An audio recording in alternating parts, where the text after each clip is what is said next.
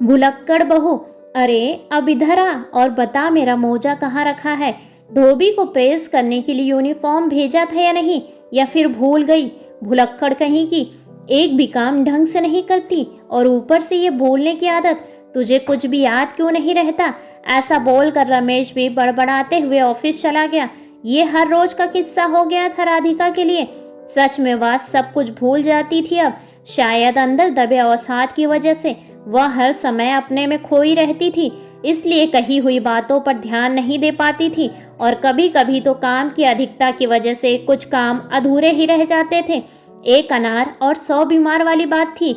उसके 6 लोगों वाले संयुक्त परिवार में हर काम के लिए उसे ही पुकारा जाता था और भुलक्कड़ भी कहा जाता था।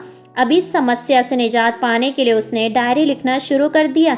धीरे धीरे उसने महत्वपूर्ण कामों को पहले निपटाना शुरू किया। इस तरह डायरी लिखना उसके लिए बहुत उपयोगी साबित हुआ। साथ ही थोड़ा समय की भी बचत हुई तो वह अपने अवसाद को भी पन्नों पर उतारने लगी और उसे सब कुछ याद आने लगा।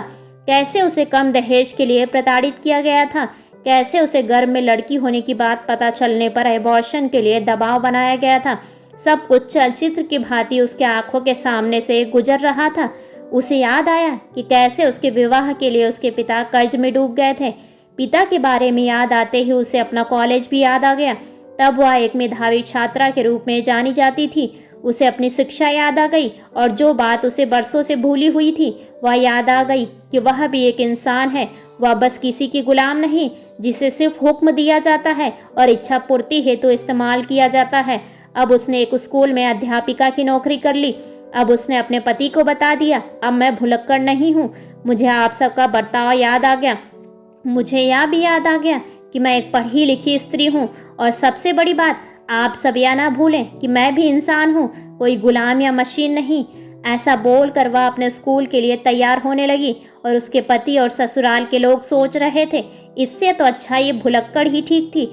ऐसे ही बेहतरीन कहानियों को सुनने के लिए वीडियो को लाइक और चैनल को सब्सक्राइब करें और अपने विचार कमेंट्स बॉक्स में कमेंट्स करके हमें ज़रूर बताएं। धन्यवाद।